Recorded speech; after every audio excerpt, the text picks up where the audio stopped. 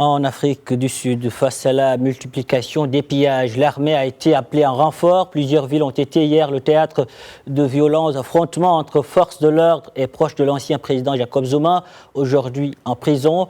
Et selon lui, la plus haute cour sud-africaine, la Cour constitutionnelle, doit réexaminer la peine de 15 mois de prison ferme qu'elle a infligée à l'ancien président pour outrage à la justice.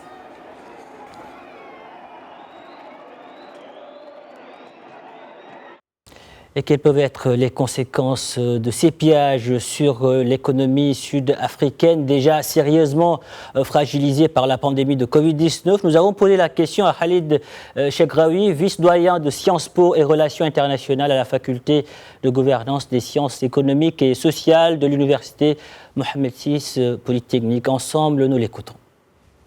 L'économie sud-africaine, elle est liée au système économique international. C'est un des plus grands pays africains qui est beaucoup plus lié au monde occidental. Et ce pays a souffert énormément de la crise de 2008. Par la suite, il y a eu la chute des prix d'un certain nombre de matières premières.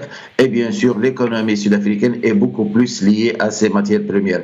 Arrive bien sûr ce qui s'est passé pendant la période Zuma, qui était très connu par sa mauvaise gouvernance, par un certain nombre de casseroles qu'il a traîné derrière lui. D'ailleurs, jusqu'à aujourd'hui, il n'y a pas que ce problème de non-respect de la Cour qu'il a mis en prison, mais il y a énormément de procès qu'il traîne toujours derrière lui et qui peuvent le mettre pour plusieurs années en prison. Le grand problème aujourd'hui, c'est que Zuma est lié à sa communauté, les Zoulous, et c'était connu d'ailleurs dans l'espace sud-africain que Zuma pourrait faire appel à sa communauté, à ses relations très importantes avec cette communauté qu'il a toujours maintenue, à son côté populiste au sein de l'Afrique du Sud, afin de pouvoir se prémunir d'une incarcération. D'ailleurs, il a bien soulevé cette question à plusieurs reprises et aujourd'hui, il est en attente d'une révision de ce jugement. En plus, bien sûr, il va falloir lier tout ça à ce qui se passe aujourd'hui, du moment que la question Zuma n'est qu'une étincelle liée, bien sûr, à la situation économique difficile,